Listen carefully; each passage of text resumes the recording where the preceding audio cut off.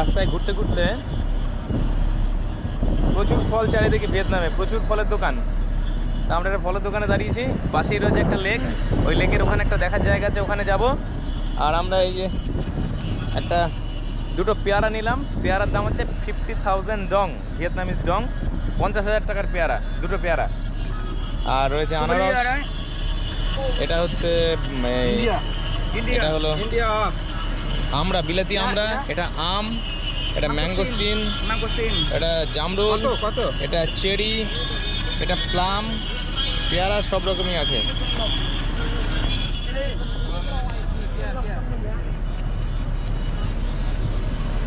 আর এই দিকে রাস্তাটা গেল, এই রাস্তা ধরে কিছু দূর গিয়ে একটু ডান দিকে বেঁকলেই ওই সামনেই একটা বড় লেক আছে। লেকের ওপরে যাওয়ার একটা ব্রিজ আছে, সেখান দিয়ে গিয়ে আমরা ওই জায়গাটি দেখতে যাব। সুন্দর, একদম পুরো লেকের মাঝে।